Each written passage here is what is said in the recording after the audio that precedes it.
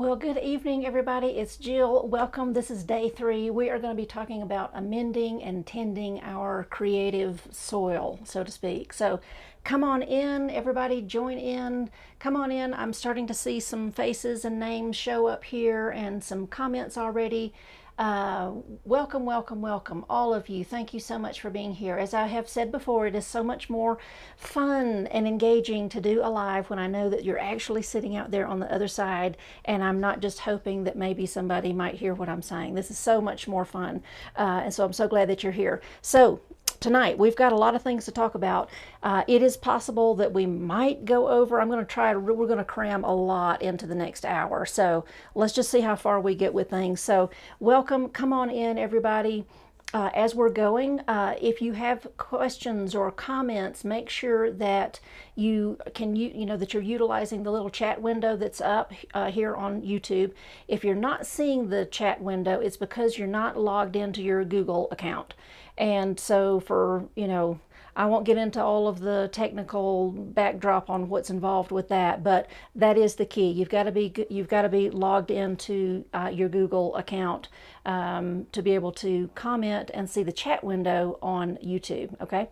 All right. So let's kind of just dig in here. Okay. We're going to start with our workbook, but I do want to go ahead and let you know we are going to paint tonight, and it's going to be a couple of simple exercises that we're going to do. Well, one of them might not be quite as simple. We're going to do a monochromatic painting of that little cottage scene. In fact, I'll throw the little picture up there. We're going to be working with that today. So hopefully you've got that downloaded, got it on your phone, got it where you can see it. I'm going to be using just some simple colors tonight. You just need 1 or 2 brushes, water. I did recommend that you have a little bit of table salt. We're going to play with that, and I'll get into what that's going to be for later. So let me make sure I've got everything here that I need. Okay, well, let's get into it. All right, so we're going to start working with our workbook. On day 1, we were talking about all the internal mental things that we need to start moving and shifting around to support our creative process, okay? And then yesterday, we talked about all of, several different external things that we need to start thinking about and focusing on to support our creative process, because we need to make sure we've got time and space to take care of all these things. And so as we're doing that, okay, this is a process. It doesn't happen just all of a sudden, okay? It's a process.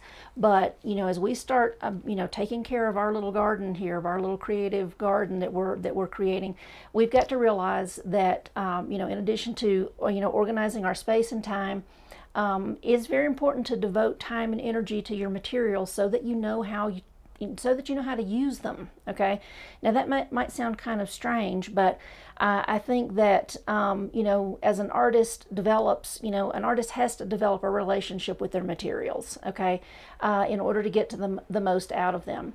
Practice, experimentation, and mentoring are critical to growth as a painter. Okay, and I'm going to pause right there and just kind of cover something. As we've kind of grown up with this, all of us have. Everybody just kind of expects artists to just kind of know everything and just to be amazing at what they do. But yet, musicians are allowed to learn music and practice their craft over many years to become proficient. No one just decides to become a concert level pianist and they just sort of jump into it, and then by the next week, they're playing symphony hall or something. We know that musicians, they've got a long road to hoe, right? I mean, there's a lot of work that's got to be done. The same thing for musicians, dancers, vocalists. The list can go on. We allow culturally, this happens culturally. We allow all of these other areas to, even in sports, okay, we allow all of these people to become good at what they do over time through the practice, through their efforts in practice and mentoring and all of these different things. We just allow for that. But somehow a visual artist, a painter, or someone who draws, someone who paints, they're just supposed to know how to do everything. And it's really just kind of that whole switch, that wiring needs to get redone in our mindsets as artists. Culturally, if people want to keep thinking that, we can't control that, but we as artists can begin to look at that and start thinking about it differently, and knowing that, really, I've really got to work on my skills here. I've got to hone my craft. If I really want to become a good painter, I've got to spend time on this. I've got to invest in myself. I've got to, get the materials. And just because you go to Hobby Lobby and buy a painting kit, that does not mean that you suddenly know how to paint. And sometimes we kind of throw that expectation onto ourselves, and I'm here to tell you, you don't have to do that anymore. You have got time to invest in this. You have got time to sit down and start working on and honing your craft and your skills. Okay, so we're going to talk about a little bit more in depth here, about painting growth cycles, specifically.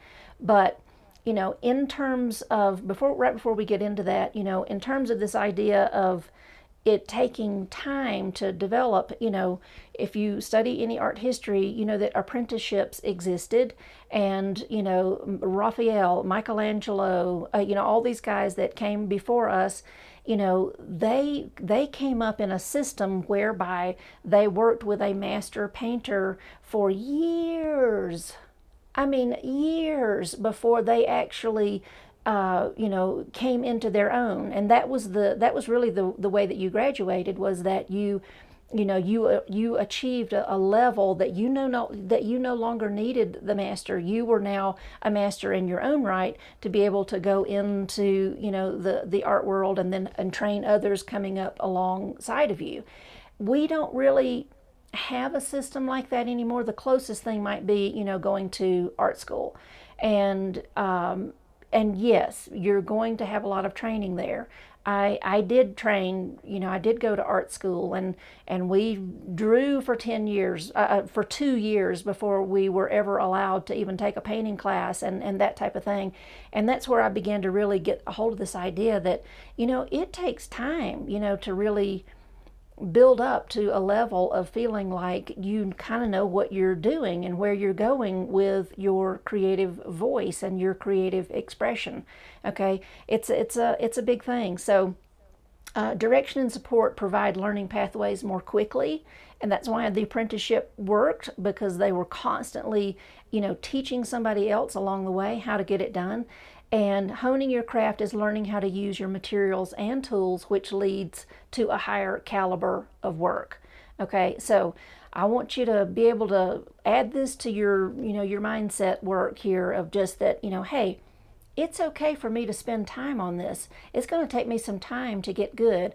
I can't expect to just take one painting class or do one painting tutorial, and now I have mastered acrylics or watercolor or oils or whatever the case may be. There's a lot more going on there, and I want you to be comfortable with the idea that it's okay to be on this journey, on this trek. Okay, so I've listed here some different painting growth cycles, and confidence is achievable at each of these stages. So the first one is interest and attraction. Okay, we've all kind of, if you can kind of think about your sort of your origin story, of like, when do you remember first all of a sudden you realized, I don't know what it is, but I think I want to try to make art. This, I don't even know what's going on here, but I need this in my life. I got to figure this out. For some of us, it happens when we're children. For some of us, it might happen much, much later in life. I've heard stories of, retirees signing up for a local art class because they were nagged by their spouse to go do it. And then all of a sudden they realized that they were in love with painting, and that's when they started their painting journey. You never know. So I want you to share that here, or even in the group. Think about your origin story. Your interest and attraction, that first level of your painting cycle, of your art cycle. The second is exposure. Okay, that's all to do with materials and processes. So we've all done this. We've gotten really interested in making art, and so we're like, okay, I gotta go to the art store, and you don't even really know what you want. You just see all this stuff and you just grab some things.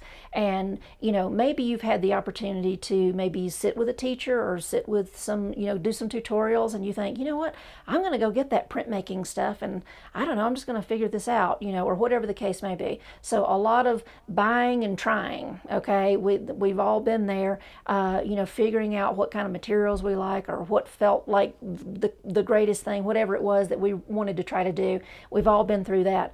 The third one that I've got listed here is observation, emulating, and copying. And if you'll notice, I've got a little star beside the next three, this one and the next three.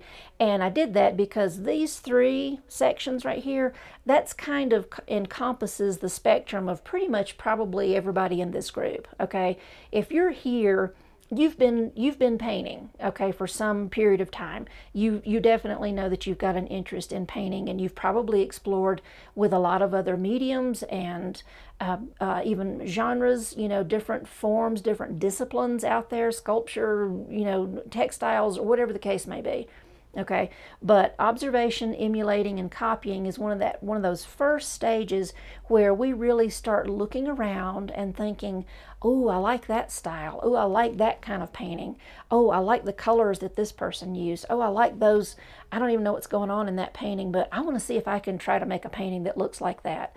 Or oh, I love the way that this person handles florals. I'm gonna try that. I want to try to emulate that. And so that's perfectly normal, and it's a massive part of our learning structure that without realizing it, we're sort of emulating what the apprenticeship was like. The master had a specific game plan for the up and coming artist, and they copied and emulated and learned their skills in that way. So you're in good company when you're doing that. But the next stage is honing and developing expertise, and that's with your materials and processes. And so in that stage, that kind of gets to the point where we've emulated and copied enough, and we're kind of thinking, I kind of just want to know what it is that I would paint. What's my artwork going to look like? What is it that I want to try to achieve? And we'll spend a lot of time sort of migrating away from emulating and copying into sort of figuring out what it is that we do. And we spend a lot of time experimenting with materials and processes during that phase of time typically, and in the process of learning what our preferences are and what it exactly is trying to come out of us. The next one that I've got down there is exploration and adaptation. And so that's when you really have developed a comfort level with kind of maybe some new things that you're working on, and you're just really expanding, and you're taking off in a direction. Have you ever, if you've experienced this, it will look something like this. Maybe let's just say that you are really interested in birds. And after sort of copying and emulating a lot of wildlife painting, then you started kind of thinking about things that you wanted to paint on your own. And so birds are your interest, and you really started going around and figuring out how to emulate and work from other sources, other references, or points of inspiration, other artists, whatever the case may be, to see how they were handling bird paintings. And then you're at a place now where you're kind of working on, these are the kind of the bird paintings that you're doing. Okay, they look a little bit different than anything you've done before, but over a course of time, you've now developed sort of, these are the kind of birds that you do now. Okay, and so it's a wonderful place to get to that point, but it takes a lot of practice and copying and emulating. It takes a lot of instruction. It takes a lot of mentoring. It takes a lot of investment of time in yourself to be able to work out all these things and develop and hone a skill and a craft that is sort of operating and functioning on its own. Okay. The next one I have is experimentation and expression. So that's when you're getting into more of a refined, sophisticated level of work. It's a more mature level of work. And you've noticed I've got in parentheses out there to the side, continuing education. As an artist, no matter how good you get, you still keep learning. You still keep seeking out those mentors that are farther along on their creative journey than you are, so that you can glean and extract from them. We don't have that apprentice model anymore, but we can still take those same actions. I can still go find somebody that's got what I want and get that from them, buy their classes, sign up for their workshop, whatever the case may be, and get that stuff. I do that to this day. I still sign up for workshops and pay for mentoring that is going to help me continue to grow as an artist and fulfill the vision that I have for my artistic goals and objectives. The last one is, you can continue painting up to a point of professionalism and or mentoring. And so that's where you kind of, just like the apprenticeship model, you've kind of gotten to the place where now you're instructing and teaching others.